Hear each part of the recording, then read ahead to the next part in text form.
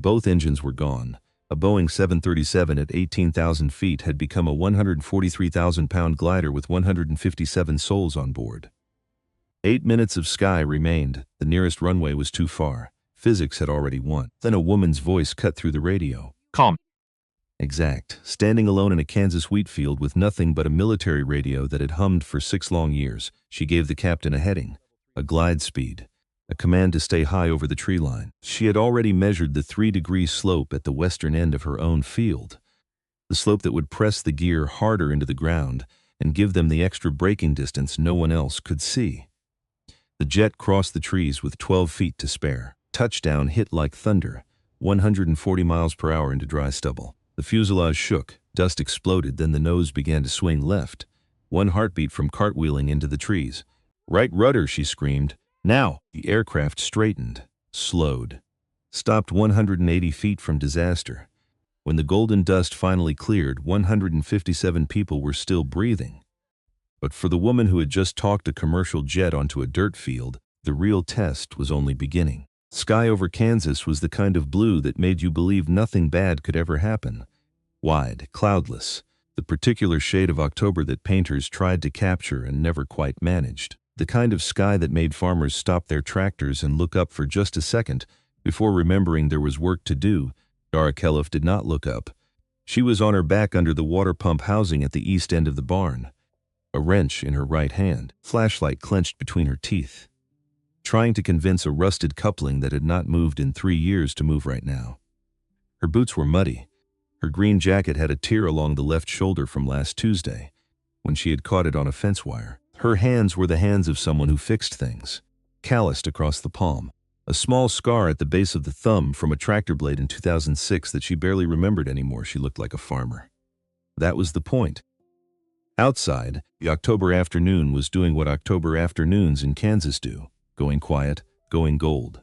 The north fields had already been cut, the corn rows standing as pale stubble in the low-angle light.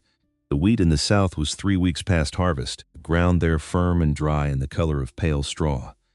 The soybeans near the road had come in well this year, better than last year. She had allowed herself exactly 1 moment of satisfaction about that, standing at the edge of the soybean field on a Thursday morning, arms folded, nodding once at nothing in particular. That was as close as Dara Khelif got to celebrating 83 acres. All of it hers, all of it managed alone, no farmhands, no partners. Just Dara and the land and the particular silence of a life lived entirely on her own terms. She liked the silence. That was the thing people did not understand about her, the few who tried. They thought the silence was loneliness. It was not. It was the opposite of loneliness. It was the absence of all the things that had once filled her life with noise, the briefings, the radio chatter, the roar of engines on a flight line, the particular density of being responsible for other people's lives every single day for 14 years. The silence was what she had bought when she bought this farm. 380 acres of quiet, paid for in full. The neighbors in the small town 12 miles east knew her well enough to wave. Well enough to leave a casserole on the porch when the weather turned bad. Well enough to know she would not ask hacks for help and would return the dish clean within 2 days. Thought they understood her. Quiet woman, self-sufficient, moved out here 6 years ago after some kind of military service, they supposed, though she never talked about it. Kept to herself, fixed her own machines, grew her own food. They thought they knew Dara Khelif. They did not know her at all. She had been born in Salina, Kansas, the daughter of a wheat farmer and a school librarian who between them had given her 2 things that lasted her entire life: a deep knowledge of how land works and a deeper knowledge of how stories work. She had been good at science the way some people are good at music, not studiously, but naturally, in a way that did not feel like work. Physics made sense to her. Math made sense. The relationship between forces and surfaces and speeds and angles made a kind of immediate visual sense in her mind that her teachers struggled to explain in words. She had looked at a fighter jet in a photograph in a library book when she was 9 years old and thought, I want to understand how that works, not I want to fly it. That came later. First came the wanting to understand, the wanting to know what held a thing that heavy in the air, what kept it up, what brought it down. The invisible architecture of lift and drag and thrust and weight that let metal do the one thing metal was never meant to do. By the time she was 22, she was a student pilot in the Navy's aviation program at NAS Pensacola, Florida. By 24, she had her wings. By 26, she was flying FC-18 Hornets at Naval Air Station Oceana in Virginia Beach. She was not the first woman in the program. She flew like she intended to be the last person anyone questioned about it. 14 years, 2 operational deployments, 1,847 total flight hours, 284 of them at night. Call sign Iron Hand, earn not given. Because her landings was always clean, always precise. Even in bad weather. Even on pitching carrier decks. Even in conditions that made other pilots grip the controls until their knuckles went white. There was a story the younger pilots used to tell about her. A maintenance crew chief had said it first, watching her bring a damaged Hornet back onto the deck in weather that had waved off 2 other aircraft. The bird was streaming hydraulic fluid, the deck was pitching 12 feet, and she set it down so soft the crew chief swore he did not feel the trap. He had looked at the landing signal officer and said, "That woman's got an iron hand, and it's stuck." It went up and down both coasts. It followed her into ready rooms and bars in the official record.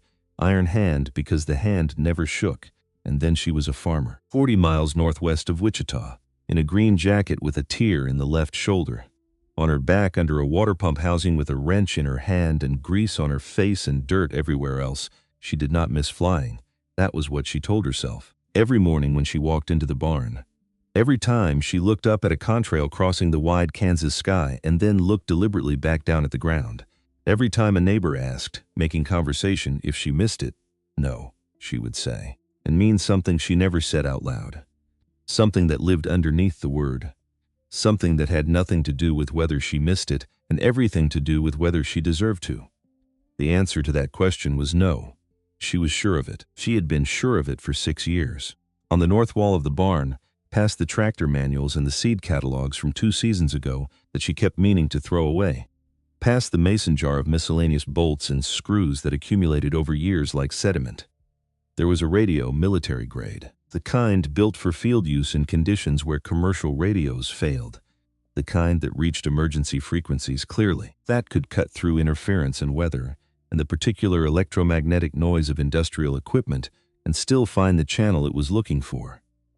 She had bought it at a government surplus sale in Wichita 4 years after she got out. She could not explain why. She had told herself it was practical. She lived alone, far from town. If there was a weather emergency, a structural fire, a medical situation, the military radio gave her better range and reliability than a cell phone in a county where cell phones did not always work.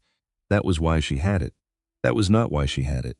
She knew that on some level she could not quite reach, the level where the real reasons live, underneath the reasons we give ourselves. She kept it on because some part of her that did not consult the rest of her, some part that still wore a flight's suit in its deep memory, still heard the deck of a carrier in its bones, still listened for a voice in distress on a frequency nobody else was monitoring, was not done, was not finished, was waiting for something it could not name. It was just there. It had always been on. Every morning she came into the barn, the power light glowed and the static hummed low, like a heartbeat in an empty room, like the sound of something that had not finished waiting. She had never asked herself what it was waiting for.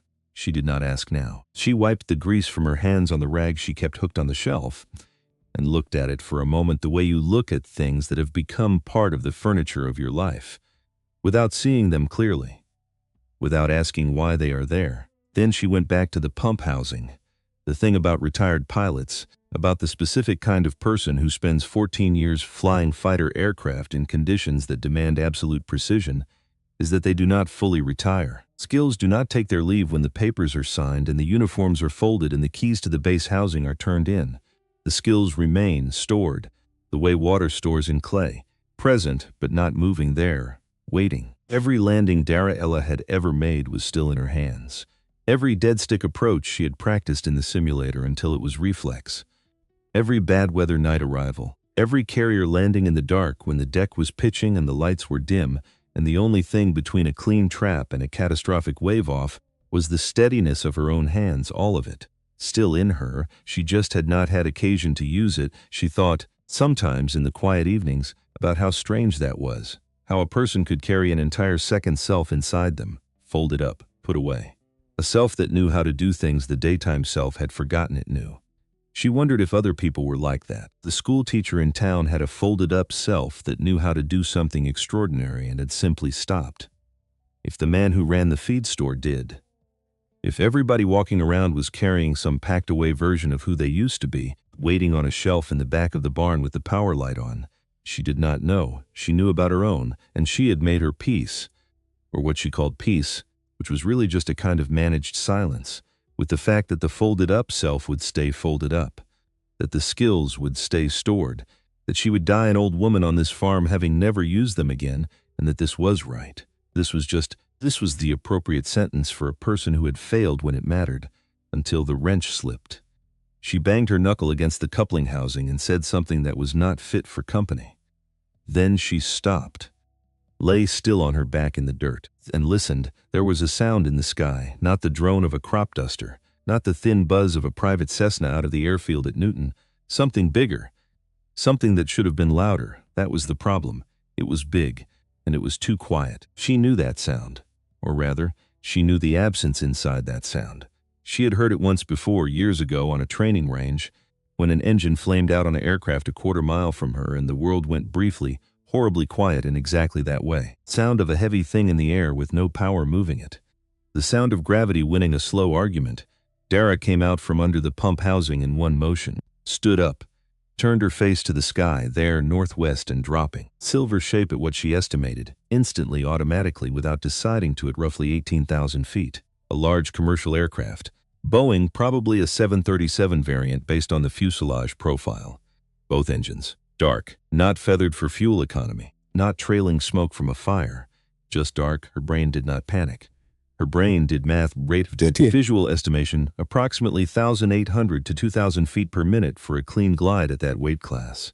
Glide ratio for a 737 with both engines out, somewhere around 17:1, meaning for every foot it dropped, it'd travel 17 feet forward. But only if the pilots flew it exactly right, only if they held best glide speed, only if they did not panic and pull the nose up and trade their precious airspeed for a few seconds of false hope. Distance to the nearest commercial airport, Wichita's mid-continent, roughly 40 miles southeast. At this descent rate and this altitude, that aircraft would reach ground level in approximately 7, maybe 8 minutes. The airport was too far. She ran the numbers twice. Got the same answer both times. The airport was too far, and there was nothing between that aircraft and the ground except farmland. Farmland. Then she ran toward the barn. Side Kansas City Center. The air traffic control facility that managed this sector of upper Midwest airspace. The afternoon shift had been running clean. No major weather. No airspace conflicts. Routine sequencing of arrivals and departures through a system so practiced it moved like breathing. Then the Mayday call broke through Captain Briggs Callahan's voice. Tight but controlled. The voice of a man who had flown 19 years of commercial aviation and was using every one of those years right now to keep himself from becoming a different kind of voice entirely. Mayday. Mayday. Mayday. United Express 2749. We have lost both engines. Repeat, both engines, 157 souls on board. We are currently at 18,000 feet and descending. We need options. The room did not freeze. That was the training. The training said you never freeze, so no one froze. But the room did something that was almost worse. Every person in it kept moving, kept doing their jobs, while simultaneously understanding what the math meant. Controllers grabbed charts, called up runway data, looked at distances. The cursor on the radar screen blinked over a target that was descending at a rate that turned every nearby airport into a cruel joke. Supervisor Radner, 16 years in the facility, stood at the console and ran the numbers himself. He did not trust the first answer. He ran them again. Mid-Continent Airport, too far. Salina Regional, too far. Liberal, too far. Every runway within range required either more altitude or more time than United 2049 had. The aircraft was a glider now. A 140, 0-pound glider with 157 people aboard, and 8 minutes of sky left beneath it. There was a particular silence that came over an air traffic control room in a moment like this. Not the silence of people who had stopped working. The silence of people who were working harder than they had ever worked in their lives and had nothing to show for it. The silence of competence colliding with physics and losing. In the cockpit, Briggs and his first officer Ren Sato had been through every emergency checklist they carried. Engine restart procedures, hydraulic system review, fuel system crossfeed, alternate ignition sequences, everything. Nothing. Both engines were gone, not damaged. Not malfunctioning in any recoverable way, gone. The plane was flying on momentum and gravity, and the skill of two pilots who were very good at their jobs and had never once trained for exactly this. Wren's voice was steady. That was the first thing Briggs noticed. She had been running every system check available since the second engine went out, and her voice had not changed. Same cadence, same precision, like the steadiness was a decision she had made at the very beginning of this and was simply not going to revisit no matter what happened. Nothing on restart, she said. I know, hydraulics nominal. We have control, I know, we're a glider, I know. 19 years. He had flown through storms and bird strikes in a cargo fire over the Atlantic. He had never lost both engines. Nobody trained for both engines. You trained for one. You trained for the engine that kept running. Losing both at once was the kind of thing that happened a handful of times in the entire history of commercial aviation, and most of those times the story did not end with everyone walking away. He grabbed the radio. Back in the barn, Dara grabbed the military radio from the shelf. Her hands knew what to do before her mind finished deciding, found the emergency frequency, the one she had never used, the one that had always been open, always humming just in case. She keyed the transmit button, Kansas City Center. This is a private citizen transmitting on guard. I have visual on what I believe is United Express 2749. I want to help. The first voice that came back was clipped. Dismissive. Voice of a busy person managing a crisis who did not have time for a civilian on a non-emergency frequency. Ma'am, please keep this line clear for. I am a former Navy fighter pilot. She said it the way she had once recited her call sign in a ready room. Not to impress, not to intimidate, just factually. This is what is true, this is what is relevant. This is what you need to know right now, Commander. 14 years of service. Over 1,800 hours in the cockpit. Call sign Iron Hand. That aircraft has approximately 7 minutes before it reaches the ground. I have a flat harvested wheat field that is 3/4 of a mile long and firm surfaced. I am requesting permission to guide that aircraft in. Silence, not dismissal. Silence. The difference mattered enormously, because in that silence, on the other end of the frequency, a man was deciding what kind of moment this was, whether the voice he had just heard was a delusion or a lifeline, whether the next thing he did would be the thing that mattered or the thing that got in the way of the thing that mattered. The whole rest of the afternoon turned on that silence.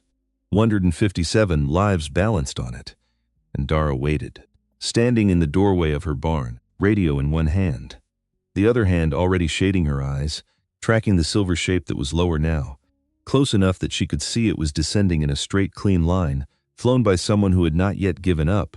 She had been waiting 6 years. She could wait 4 more seconds. Supervisor Radner had a file. Somewhere in the back architecture of his professional memory, the part that filed things that were not quite right, that were flagged, that were worth remembering for no reason he could currently name. He had a file with that call sign in it. Iron Hand, Commander. Report refusal. Conduct review. Voluntary separation. That was the official version. Radner had also read between the lines of official versions for 16 years. He was very good at it. He knew how institutional language worked. He knew what voluntary separation meant when it followed conduct review and was preceded by report refusal. He knew what it meant when a decorated pilot with nearly 2,000 flight hours and a spotless operational record became the subject of an internal flag that nobody could point to a specific rule violation for. He knew it meant the pilot had made someone uncomfortable. He knew it meant the pilot had been right about something that powerful people needed to be wrong about. He had seen it before. Not in aviation exactly, but in every institution he had ever worked inside of. The way the machine closed ranks, the way it had 100 quiet mechanisms for removing a person who would not go along, none of which ever appeared in writing as what they actually were. Flag in the file did not say this person told the truth and we punished her for it. The flag in the file said conduct review, but Radner knew how to read. He looked at the radar screen. The blip that was United 2749 was lower than it had been 40 seconds ago, sending steady, descending clean, no deviation, no spiral. Whoever was flying that plane was flying it beautifully, but the math remained what the math was. The airport remained as far away as the distance said it was. He had a choice. He could go by the file. File said this woman was a problem. The file said she had been removed from a structure that did not want her. The careful, cover yourself, never get blamed move was to keep the frequency clear, follow procedure, and let the aircraft come down wherever physics decided it would come down. Nobody would ever fault him for following procedure. Procedure was the thing you hid behind when there was nothing else to do. Or he could go by the radar. The radar did not care about files. The radar did not care about conduct reviews or institutional discomfort. or who had made whom uncomfortable 6 years ago at a base in Virginia. The radar only knew altitude and time, and the altitude was decreasing and the time was running out. And somewhere down there in a wheat field was a voice that had said the word, firm surfaced without being prompted. A voice that had given a credible, immediate, technical description of a landing surface. A voice that did not panic. That was not a voice that was guessing. That was the voice of someone who had done hard things before. "This is Supervisor Radner," he said. "What is your exact location, Commander?" He used the rank. He noticed himself using it. The file said former. The file said separated. But the radar said this woman knew exactly what she was looking at, and some older instinct in Radner, the instinct that knows competence when it hears it, that has learned to trust the calm voice over the credentialed one, used the rank anyway. She gave him everything, GPS coordinates. Field dimensions, 3,960 feet in length, approximately 300 feet wide. Surface condition, post-harvest wheat stubble, dry, firm, last rainfall 11 days prior. Tree line at the eastern boundary, mixed cottonwood and elm, approximately 50 feet at peak height. Power lines, single-run agricultural line along the south fence, approximately 25 feet above grade. Drainage feature, a natural slope of approximately 3 degrees beginning 2,800 feet from the eastern boundary, running toward the western end. She gave it the way she had once liked most briefs.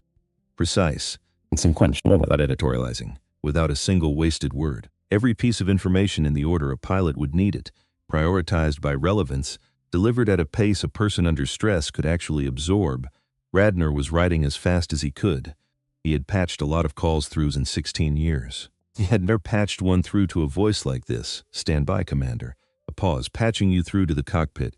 Static then. "United 1249, this is Dara Kelloff. Call sign Iron Hand. I have visual on your aircraft. Do you copy?" And a man's voice, tight, controlled, the voice of someone using everything they had to stay on the right side of the line between function and collapse, came back. Iron Hand. "This is Captain Briggs Callahan. I copy you. Please tell me you have good news." She looked up at the aircraft. It was lower now. She could see it with the naked eye, the silver shape descending in a long, clean arc over the pale autumn fields. Both engines dark, wings level. Whoever was flying that plane was flying it beautifully, which meant she had something to work with. Which meant the pilot up there had not given the airplane away to panic. Which meant there was a chance. She did not let herself feel the chance. Not yet. Feeling the chance was a thing you did afterward. She pressed the transmit button. 3/4 of a mile long. Flat and dry. "I can guide you in. But I need you to follow every instruction exactly. No second guessing, no hesitation. Can you do that?" A pause. "Iron Hand, is that really you? As in the pilot from Oceana who landed FC-18 on a mountain access road in?" "Yes, that was me. But right now I need your altitude and airspeed, Captain. We can talk history later." 3 seconds then, altitude 14,000 feet. Descent rate 2,900 feet per minute. Airspeed 175 knots. Weight approximately 143,000 pounds. She was already moving out of the barn, walking toward the center of her field, the radio in one hand, her eyes on the aircraft and on the field in the same sweep, measuring the one against the other, fitting the falling thing to the waiting ground. "Good," she said into the radio. "Here is what we are going to do. Before we follow that voice out into a Kansas wheat field, before we follow it through the next 8 minutes, that would change everything for 157 people and for the woman standing in the stubble holding the radio. There is something you need to know about Dara Kelloff, not the version the neighbors knew. Not the version that could be assembled from the surface of a life. The muddy boots, the green jacket, the quiet woman who waved from her truck and never asked for anything. The real version. The one that explains why a military-grade radio sat on a barn shelf with its power light glowing every single day for 6 years. The one that explains the answer underneath the word, no. The one that explains why a woman who could fly like that was hiding in a wheat field in the first place. The winter of 2003, NAS Oceana, Virginia Beach, a training exercise. 2 young pilots.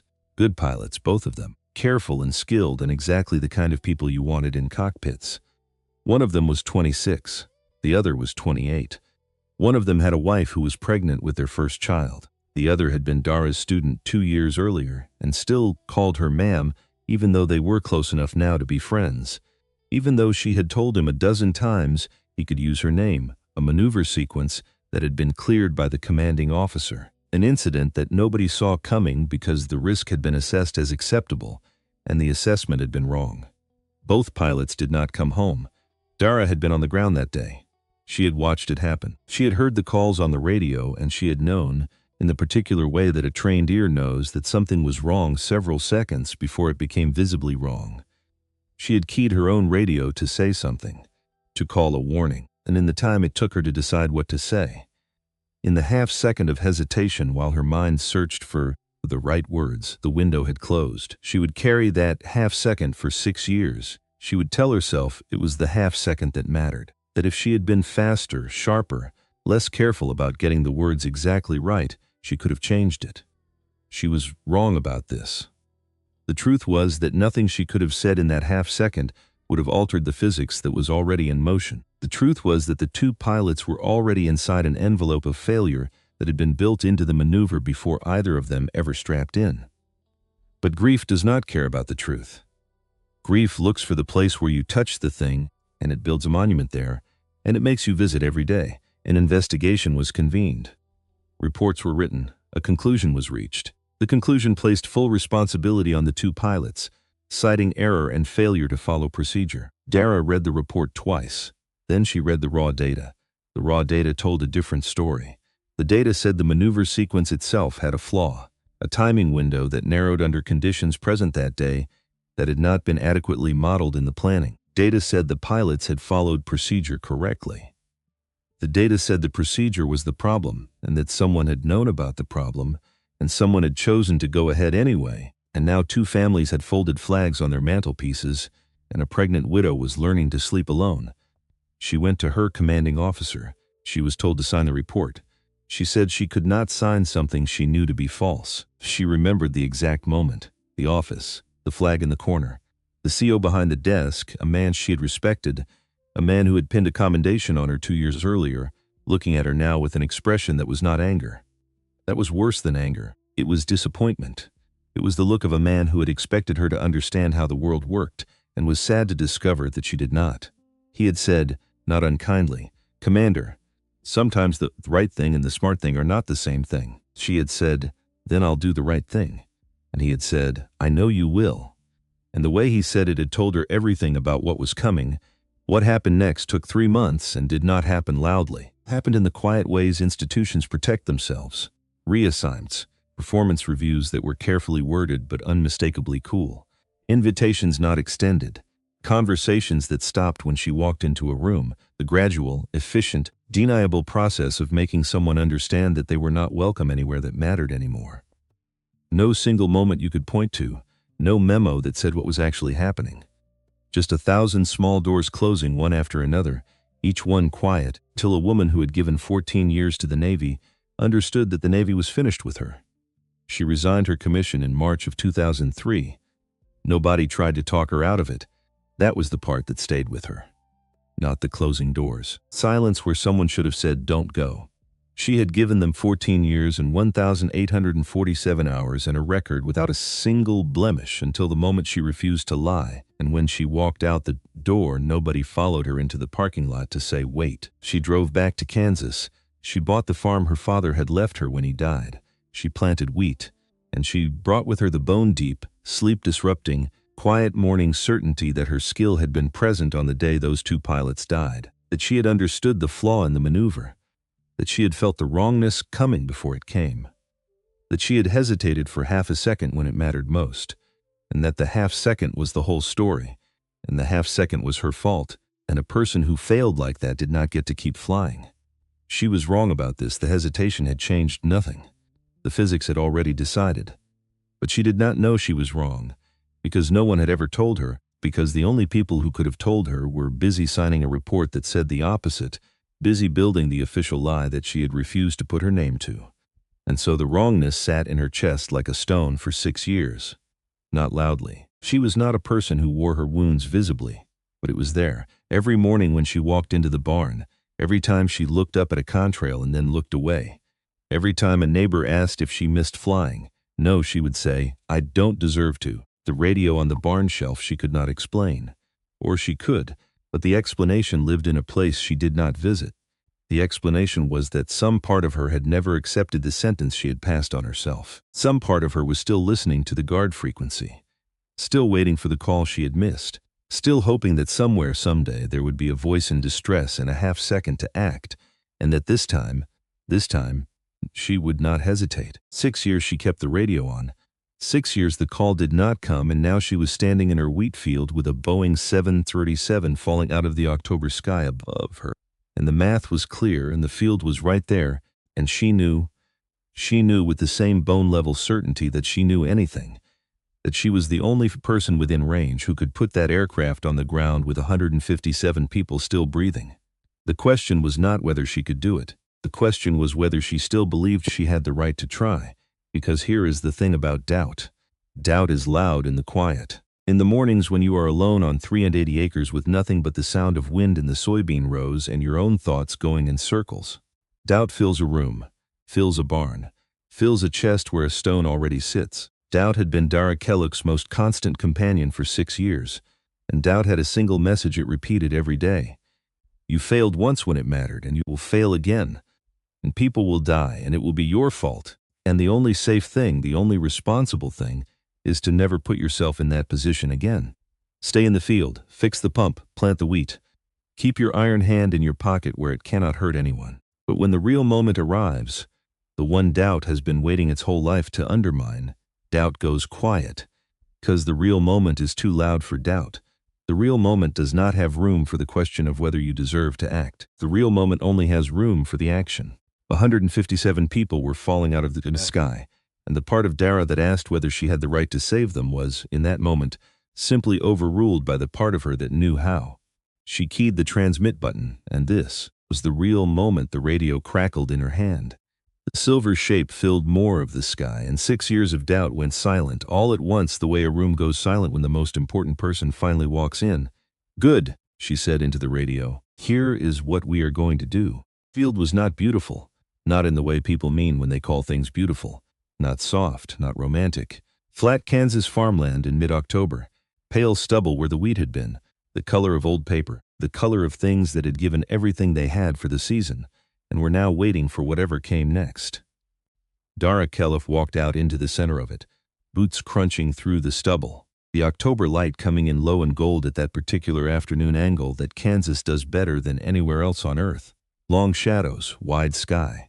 The silence that is actually full of sound if you know how to listen. Wind across cut grain, hawks somewhere northeast, the distant hum of a state highway 4 miles away, and above all of it, falling through all of it, a silver shape. Getting larger by the second, she raised the binoculars with her left hand. Radio in her right. The aircraft was in a clean glide. Wings perfectly level, nose attitude slightly high, which was exactly right for a dead stick approach at this weight. Whoever was up there was doing everything right with nothing left to do it with. He felt a small flicker of something that was almost respect. The pilot had not panicked. The pilot was flying the airplane all the way down, the way you were supposed to, the way that was so much harder than it sounded when the engines were silent and the ground was coming up. 13,000 feet now, she had maybe 6 minutes. 6 minutes to put a 140, 0-pound aircraft on 3/4 of a mile of wheat stubble without a runway. Without lights, without foam trucks or crash crews, or any of the infrastructure that existed specifically because this situation was not supposed to be survivable. 6 minutes to do the thing that the entire architecture of modern aviation had been built to prevent from ever being necessary. She pressed the transmit button. "Captain Callahan, I have you visual. Give me an altitude check. 13,200. Set rate holding at 900. Airspeed 172 knots. Good. Turn to heading 265 east to west across my field. You will have a slight crosswind component from the northwest, about 8 knots, which is manageable. Your ground speed at touchdown will feel fast. That is expected. That is accounted for. Do not fight it." Turning to 265, she watched the aircraft bank, slowly, deliberately. A big commercial aircraft in a banking turn with no engine power looks nothing like a fighter jet doing the same thing. A Hornet snapped through turns. It was eager. It wanted to move. This was the opposite. This was a heavy thing being asked to do something against its nature, rolling into the turn with a kind of patient reluctance, trading altitude for the heading change because altitude was the only currency it had left, and it could not afford to spend much.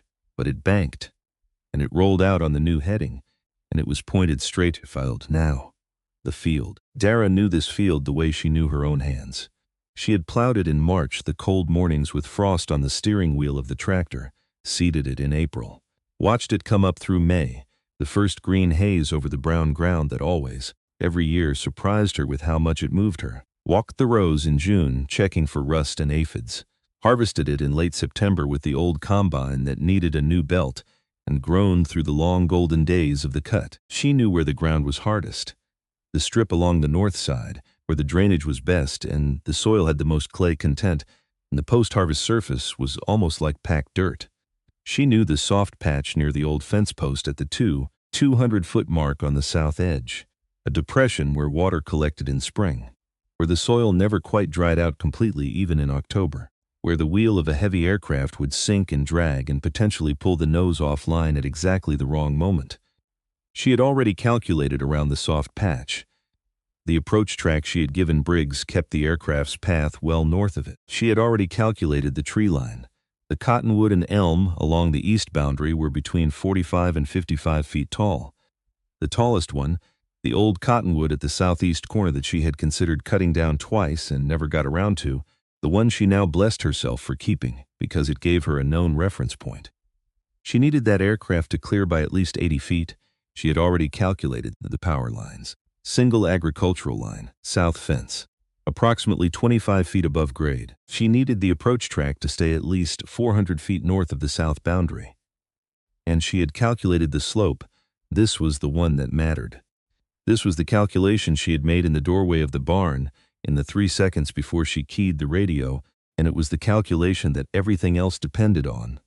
And it was the calculation that no one else on Earth could have made. Here is what no one else knew.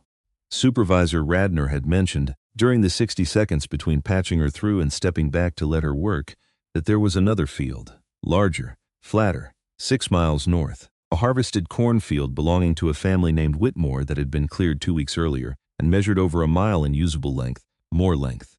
Flatter surface, more room on paper, better in every way. Any engineer looking at the two options on a map would have chosen the Whitmore field. More margin, more forgiveness. A longer runway is always safer than a shorter one. Every pilot in the world knows that. It is one of the first things you learn. Dara had not taken 4 seconds to answer. No, she said. My field, because of the slope, the western end of her wheat field carried a natural drainage grade of approximately 3 degrees, almost invisible to the eye. The kind of thing you only knew about if you had plowed that ground yourself. If you had watched the spring water sheet off it year after year. If you had stood at the west end in March and watched the runoff move across the face of it in a thin silver film catching the morning light. 3 degrees, which sounds like nothing. Which is nothing for almost every purpose a person could have. But at 143, 0 pounds moving at 140 miles per hour on a surface that cannot break the way a runway breaks. 3 degrees of downslope grade at the far end of the landing roll changes everything. The downslope increases the normal force on the landing gear as the aircraft pitches slightly forward onto it. Increased normal force increases the friction available at the brakes. More friction means more deceleration. More deceleration means a shorter stopping distance. She had run it in her head.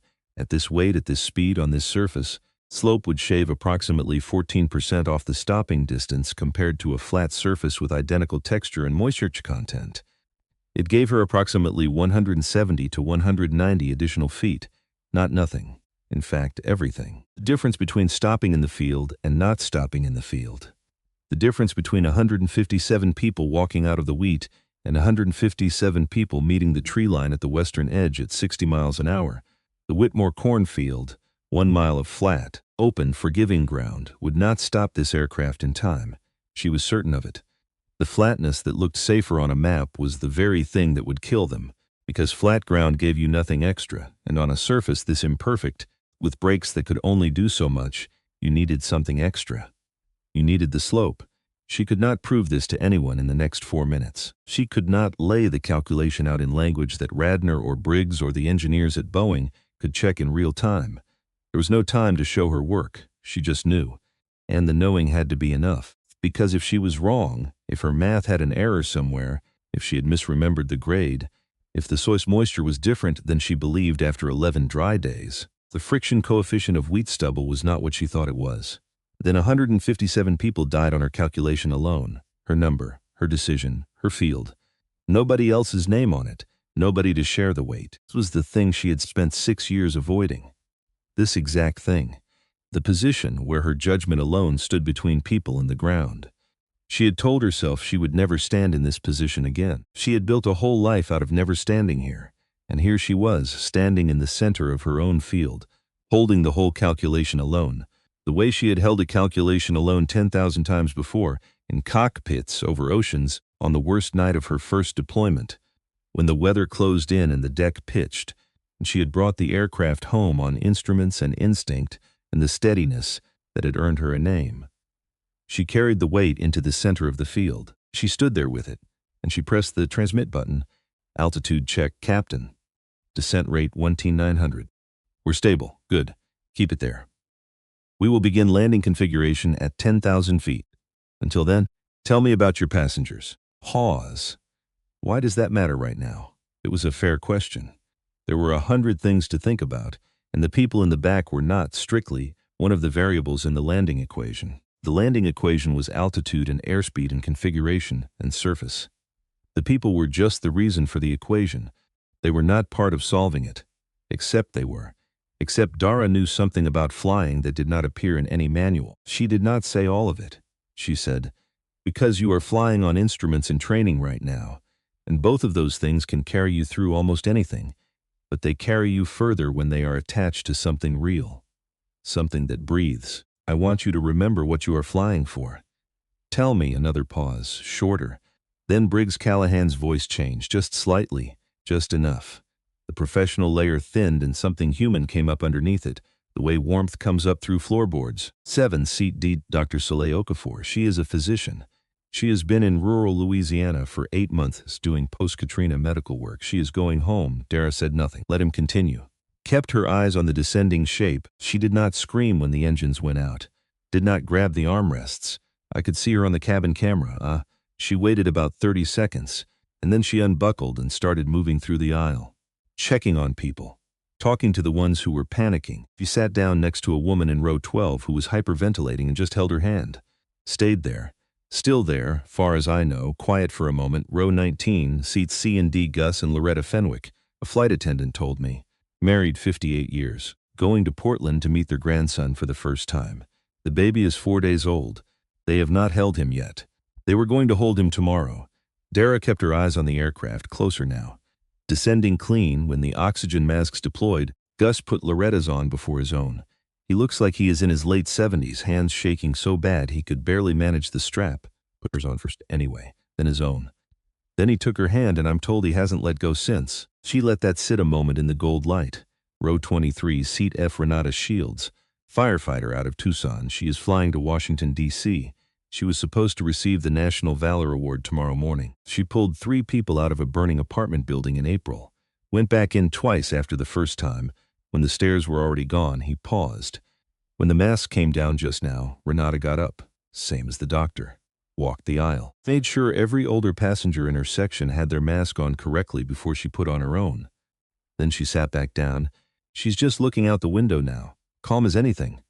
I don't know how, silence on the frequency. Dara looked at the silver shape coming down toward her field, and for just a moment, she let herself feel the full weight of what was inside it, not numbers, not in 57s and souls as an abstraction. A doctor holding a stranger's hand, an old man who put his wife's mask on first, a firefighter who could not stop running toward danger even from inside an airplane that was itself the danger. People who, even falling out of the sky, had spent their last terrified minutes taking care of each other. She would not let them down. She had let 2 pilots down once, or believed she had, which for 6 years had been the same thing. She would not do it again. Whatever she had or had not done in that half-second in 2003, whatever the truth of it was, she still believed the worst of herself.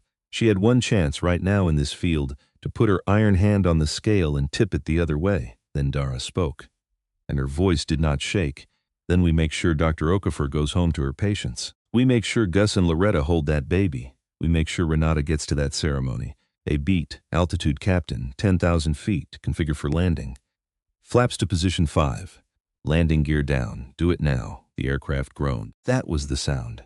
Not a mechanical failure. The particular groan of a large aircraft changing its aerodynamic shape, flaps extending into the slipstream, The whole wing geometry shifting, the drag coefficient climbing, the descent rate accelerating in response. Sound of a thing committing. No going back from this configuration, no altitudes left for a second approach. No go-around when there is no engine to power one. One chance. One field. One woman standing in the wheat stubble with a radio and a calculation she could not prove. Inside the cabin, the passengers felt it. Some grabbed armrests. Some closed their eyes. Some had already moved past the first sharp shock of terror into the strange suspended state that extreme situations sometimes produce, where the body has done everything it can and now simply waits, and the waiting itself becomes a kind of unearthly calm, almost peace, the calm of having nothing left to do but be carried. Dr. Soleil Okafor had been asked 3 times by the flight attendants to return to her seat before she finally did. She sat down, buckled her belt, looked out the window. The ground below was flat and gold, and coming up slowly, fields and roads and the occasional cluster of farm buildings catching the late light. She thought, with the slightly detached clarity that extreme stress sometimes brings, it looks like home. Flatness of it, the bigness of the sky. She had grown up in the Louisiana flatlands and had spent 8 months going back to them to help, and now she was looking down at a different flatland 1,000 miles away, and she thought, simply, I would like to see this from the ground. She made it a wish, and then she made it a small, fierce prayer, and then she folded her hands and waited. In row 19, Gus Fenwick had his eyes closed. His lips were moving. Loretta was watching him the way she had watched him for 58 years. She knew every expression his face made, and this one, eyes closed, lips moving slightly, the particular deep stillness of him, was the one she had seen the day their daughter was born, and the day their son went into surgery in 1987, and the morning his brother died.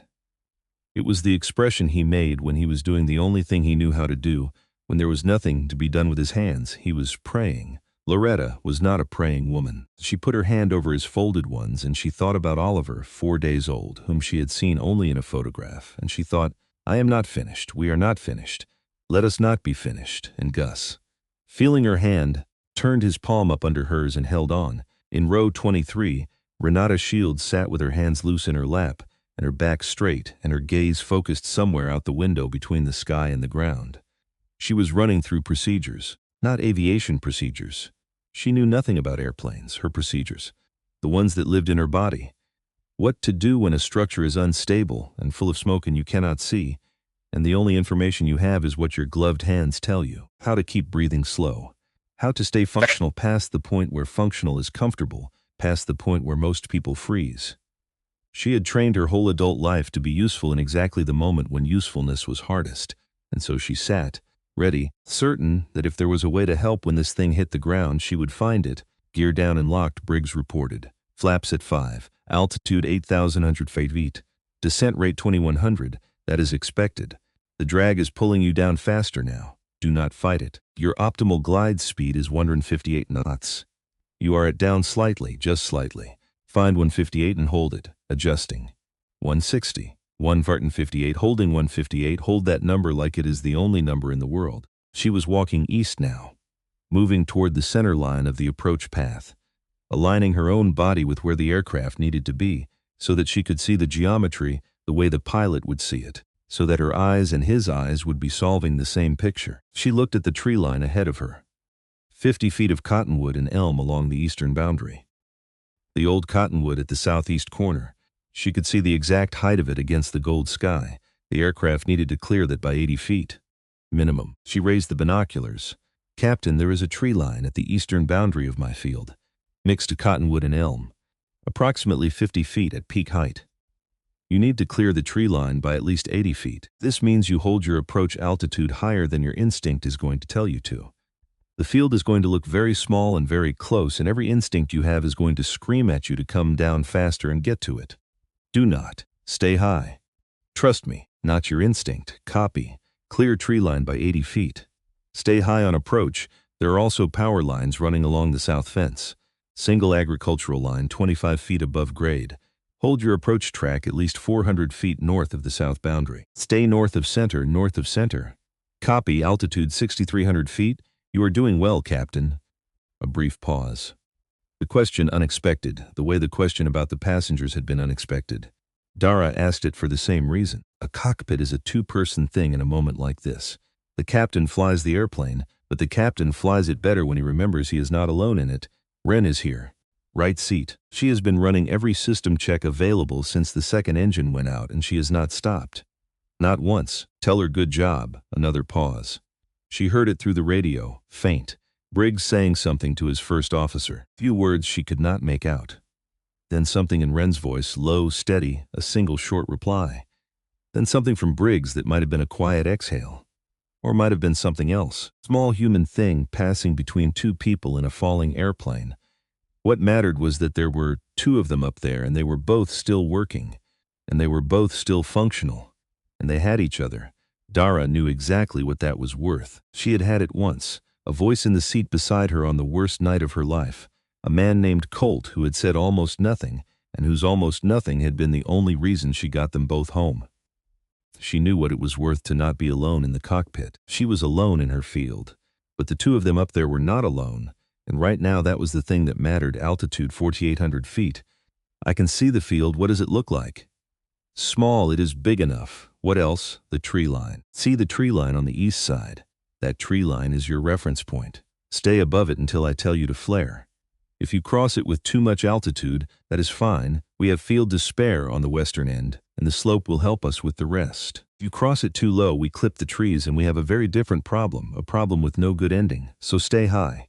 Come over those trees with altitude to spare. High is recoverable. Low is not. What about the power lines? You are 400 feet north of center on your current track. Hold that position. The power lines are below you and south.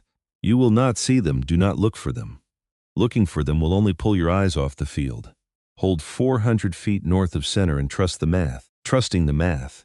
She could see the aircraft clearly now with the binoculars down. The naked eye was enough, was big. Bigger than it had looked on the radar in her imagination of the radar. Bigger than the distance suggested. Big the way things that are falling toward you always seem bigger than you expected. Because part of your brain is measuring not the thing but the threat. The silver fuselage catching the October afternoon light. Wings perfectly level. The landing gear down and extended. She could see all 3 points of it now. The nose gear and the two main bogies, hanging down below the belly of the aircraft, like the legs of something reaching for ground it was not sure was there. Come on, she thought. Then she stopped thinking it. You do not get to hope in the middle of a calculation. Hope is a thing you do afterward when the work is done, when there is no longer anything your hands can affect. She put the hope away. She went back to the numbers. Altitude, 300 visible. Coming up fast, you have more room than it feels like. Your approach is clean. You are above the target glide path, which is exactly where I want you. Do not descend. Do not try to get down faster. Let the field come to you. Coming to me very fast right now, I know. Full landing configuration. Flaps to 30, flaps 30. Airspeed 147 knots. Descent rate. Do not tell me the descent rate. Tell me when you have the tree line in your windshield. Just the tree line. Talk to me about the tree line. 3 seconds, I have the tree line. How does it look? Like a wall? It is not a wall. You are above it. I can see you and you are above it. Trust the approach. Keep the nose exactly where it is. When I say flare, you bring the nose up and you hold it. Not before. Wait for my call. Waiting. She was very still now. Binoculars up. Both eyes on the aircraft. She could read the nose attitude. She could read the angle of approach. She could read. And this was the part that required the 1,847 hours. Required the carrier landings in the dark. Required every bad weather approach she had ever flown and survived and learned from. She could read that the approach was good, not perfect. Nothing was ever perfect. There was a tiny crab into the crosswind, a few feet of drift she would have liked to clean up if there had been time. But good. Better than good for a dead stick 737 onto a wheat field flown by a man who had never done anything like this in his life. The tree line came up fast. She watched the aircraft cross it. The main gear.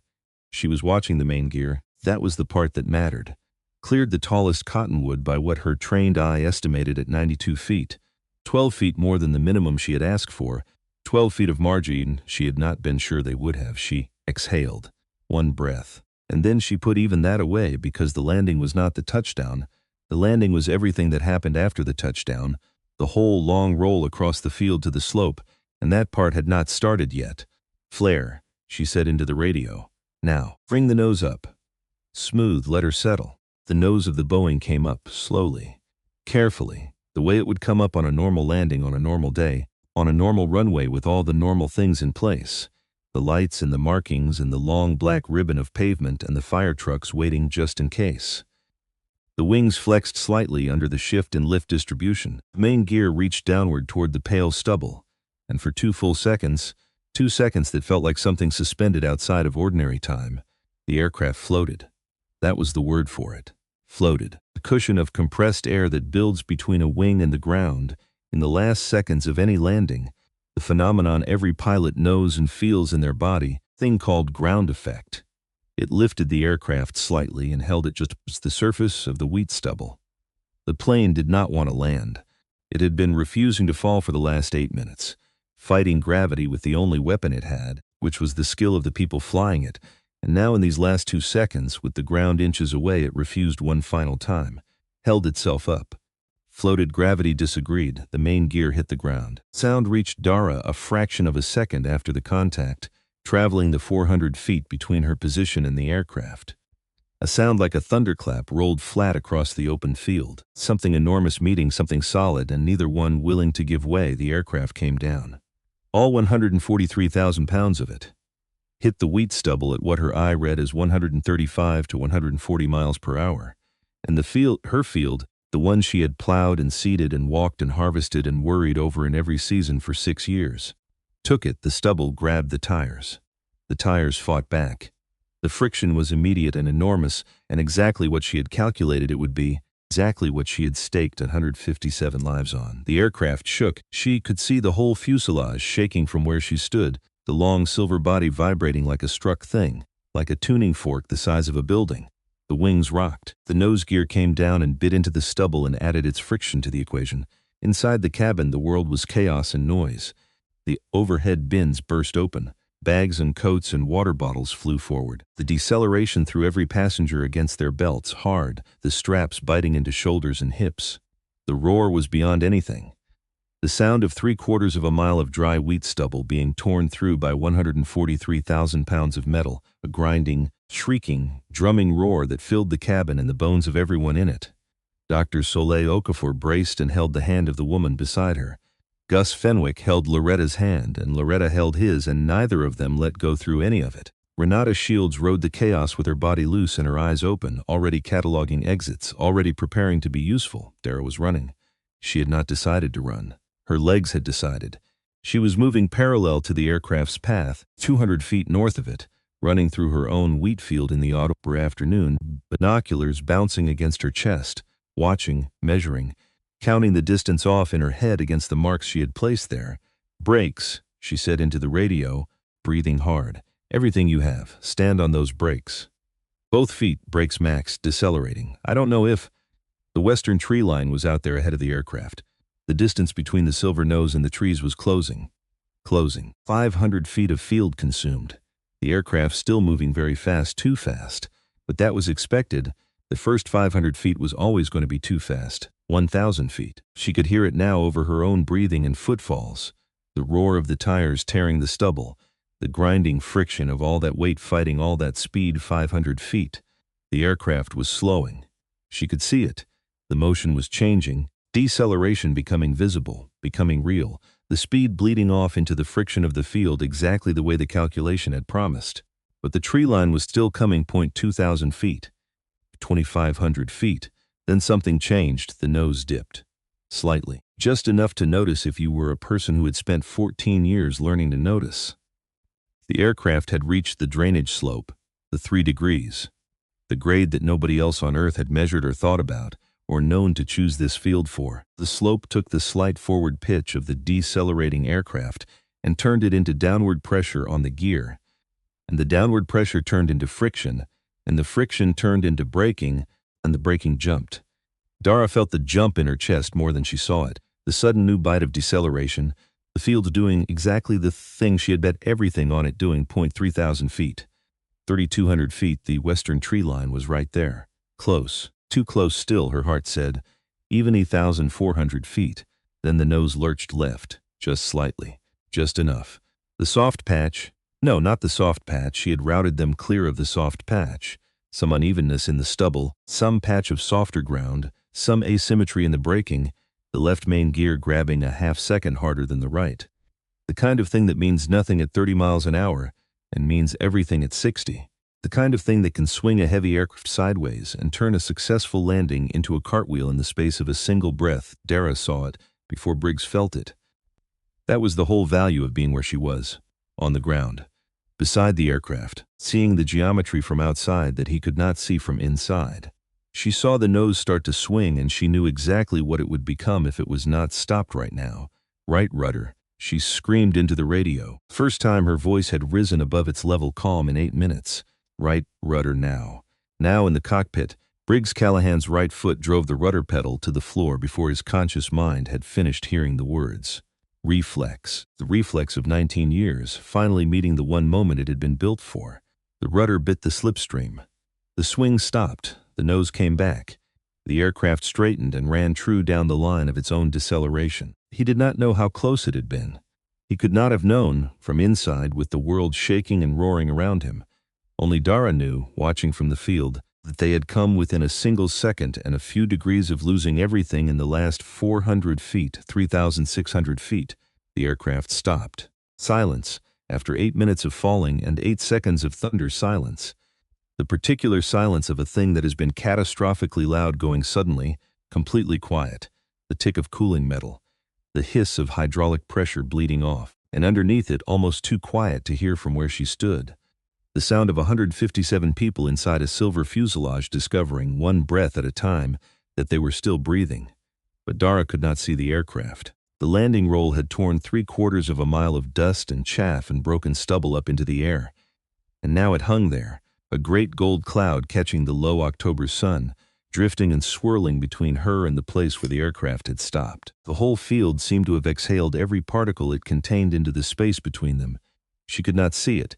She pressed the transmit button. Captain Callahan. Report, nothing, Captain Callahan. Report your status.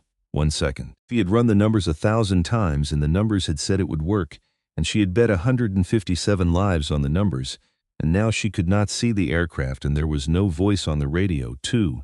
This was the half-second again. This was 2003 again. This was the silence after the thing happens. The silence where you find out whether your judgment was enough. The silence she had been living inside for 6 years. She did not breathe. 3, 4 seconds. 4 seconds that were longer than any combat mission, longer than any night carrier landing, longer than the entire 8 minutes that had come before them. 4 seconds standing in a gold cloud of her own field's dust, not breathing, the radio dead in her hand, every doubt she had ever carried, rising up at once to tell her that this was the moment they were finally proven right. Then, iron hand, Briggs Callahan's voice. But not the controlled voice from before. Not the voice of 19 years of professional aviation holding its pulse together by main force. Something rawer, something cracked open, something human in a way that cockpit voices are almost never permitted to be. We are stopped, we are. Everyone is, iron hand. We are okay. We are okay. And the breath that Dara Kelev had been holding for 4 seconds went out of her all at once. The dust shifted, a cross breeze from the northwest. The same 8 knots of crosswind she had calculated and Briggs about 8 minutes and a lifetime ago, pushed the great gold cloud sideways. It thinned, it stretched, it began to clear, and through it, 180 feet from the western tree line, the silver fuselage of United Twin 49 emerged into the October light, intact, no fire, no structural collapse, no wing torn away.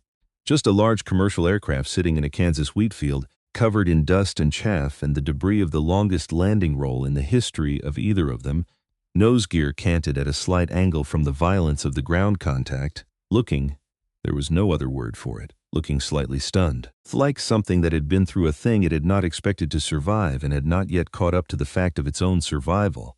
The emergency exits opened.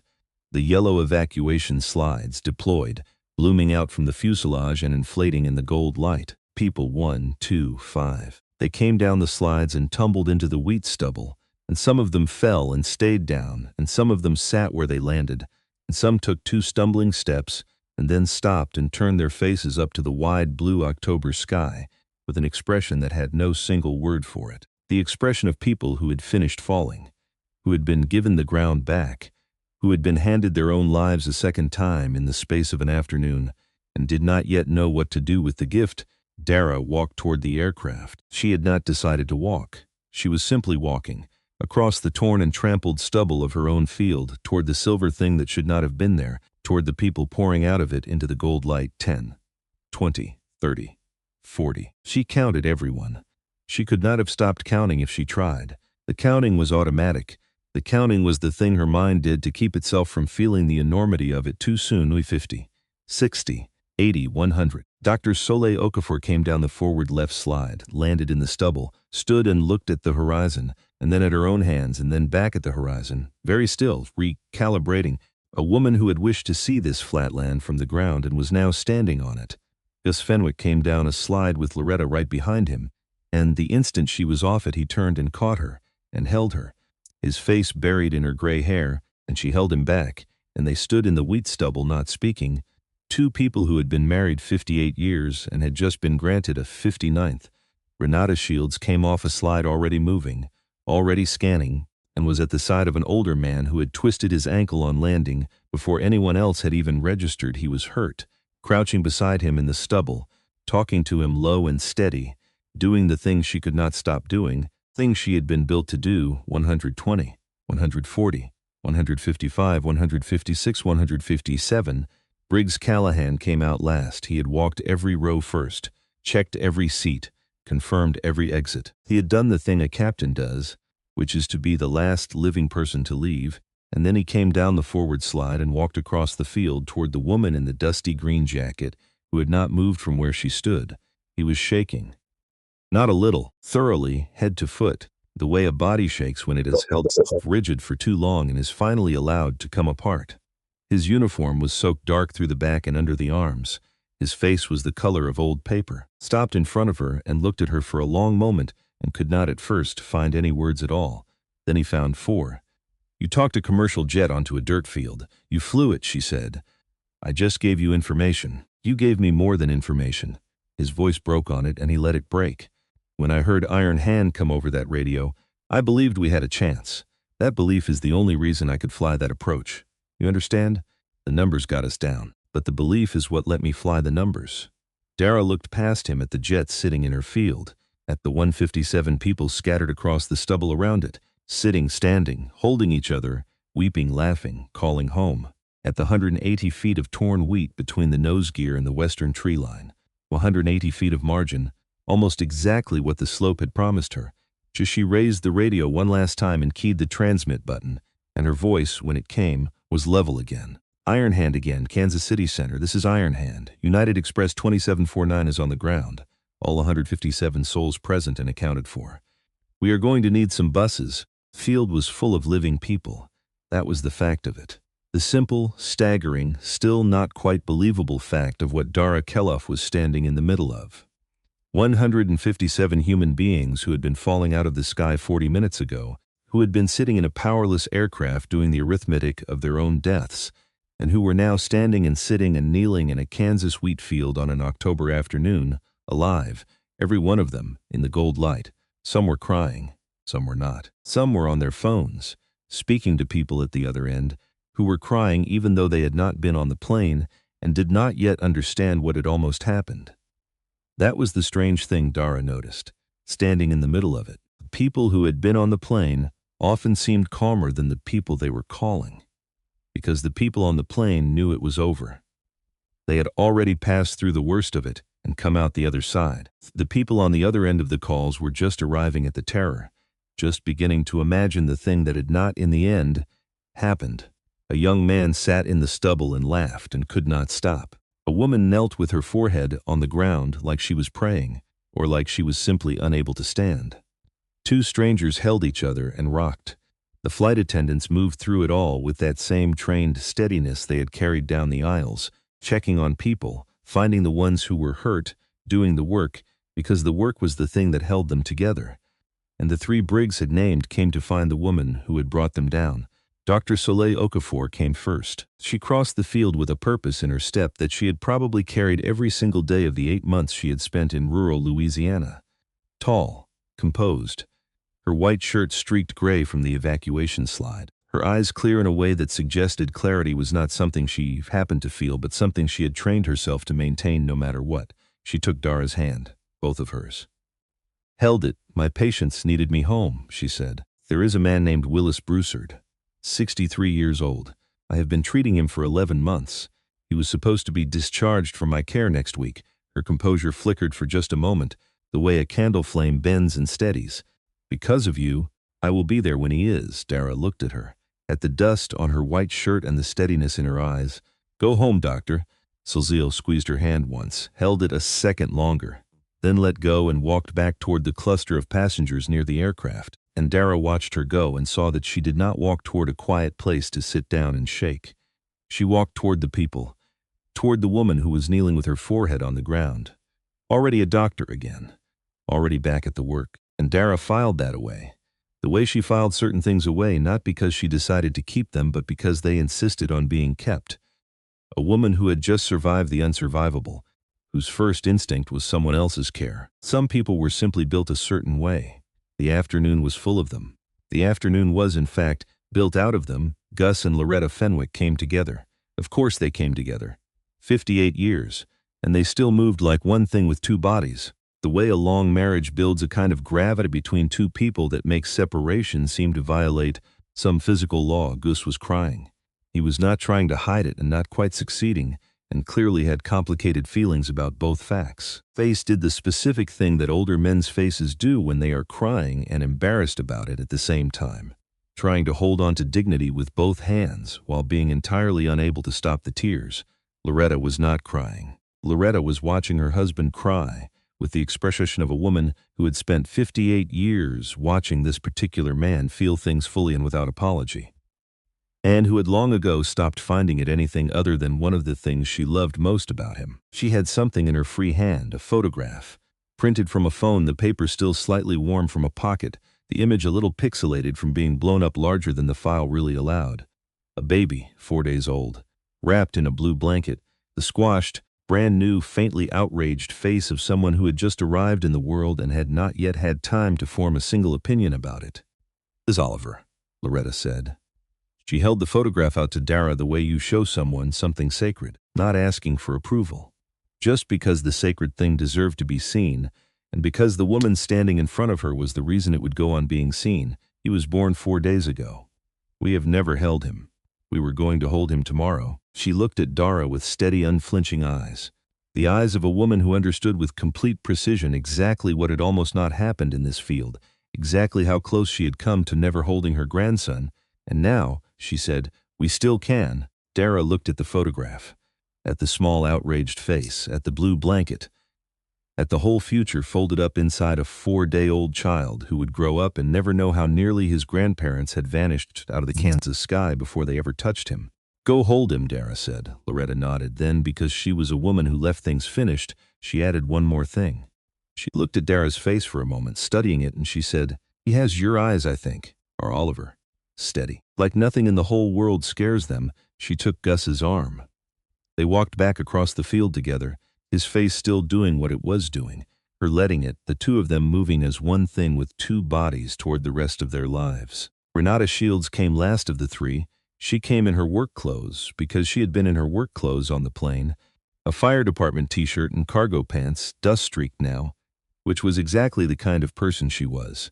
Someone who did not keep a separate, better-dressed self for special occasions. She had finished settling the older man with the twisted ankle, handing him off to a flight attendant with a few quiet instructions, and now she came and stood in front of Dara, and stood up straight. Not at attention, not military, just upright. The way a person stands when they want to be seen clearly and have nothing to hide behind. "I help people in fires," she said. "I know. You're flying to get an award for it. I don't usually get to be the one who needs the help." She said it like it was an unfamiliar and slightly uncomfortable fact she was turning over in her hands. "Sitting in that seat, nothing to do, nothing I could do. I have never in my life had nothing I could do." "Nobody usually does," Dara said. "That's the hardest part, not the danger. The helplessness." Renata looked at her for a long moment, and something passed between them. A recognition, the particular recognition that passes between two people who have both spent their lives being the one who runs toward the thing everyone else runs away from. Then Renata looked at the aircraft, and at the 180 feet of torn stubble between it and the trees, and back at Dara. "Thank you," 2 words, no decoration, the kind of thank you that has the entire weight of a person behind it and needs nothing added to it. Dara nodded. Renata nodded back, the same nod, complete in itself. and walked away to find someone else who needed helping, because that, too, was a thing she could not stop doing. The FAA investigators arrived 90 minutes after the landing, 3 vehicles bouncing down the county road and out across the field. 7 people. Cameras and clipboards and equipment cases. The methodical infrastructure of people whose entire profession is to understand what happened after something has happened that was not supposed to be able to happen at all. Director Aldine Pruitt led them, 60 years old. Silver hair cut short and practical. Kind of face that had heard a very great many things in a very great many circumstances and had trained itself to receive all of them with the same level. Evaluating, unhurried attention. She had been with the agency for 22 years. She had walked more crash sites than she could easily count, and most of them had not looked like this one. Most of them had not had 157 survivors standing around in the gold light waiting for buses. She set up a portable table at the edge of the field, in the long shadow of the cottonwoods, and she sat across from Dara Keleff, and she asked questions for 2 hours and 47 minutes. Good questions. Specific questions. Questions that took Dara's competence as a given and went straight to the technical heart of things without wasting a second on the parts that were already obvious. What was your initial estimate of the descent rate, and how did you arrive at it? How did you assess the surface hardness of the field? What was your margin calculation for the tree line? Walk me through the slope. Walk me through the moment the nose swung left. Dara answered everyone, directly, without ornament, in the same plain, sequential, unhurried language she used for everything that actually mattered. At the end of 2 hours and 47 minutes, Director Pruitt set down her pen. She looked at Dara for a long moment across the portable table. Commander Keleff, she said. She had used the title without deciding to. It had simply surfaced, the way certain things surface when a professional's honest assessment of a person overrides the careful habit of leaving credentials out of it. I have investigated 212 aviation incidents in 22 years. I have never, not one single time, seen a successful dead-stick landing of a commercial aircraft of this class on an unprepared surface with every soul aboard surviving. It has not been done. It is in the literature as a thing that does not happen, and I am sitting in a wheat field looking at it. Captain Callahan flew an excellent approach, Dara said. Captain Callahan followed your instructions to the letter, and he flew them beautifully, and he would be the first to tell me he could not have done it without the voice in his ear. There is a difference between flying an approach and designing one. He flew it, you designed it, in real time. From the ground, with no instruments, Pruitt tapped her notebook with one finger. I want to come back to the slope. The Whitmore Field, 6 miles north, was longer and flatter and would have looked safer to every engineer in this agency. Radner offered it. You declined it inside of 4 seconds. I need to understand why. The slope at the western end of my field adds approximately 14% additional braking force across the final portion of the landing roll. Normal force on the gear increases as the aircraft pitches forward onto the downgrade. Increased normal force increases the friction available at the brakes. I calculated that at the aircraft's estimated weight and speed on this surface, slope would yield 170 to 190 additional feet of effective stopping distance compared to a flat field of identical texture and moisture.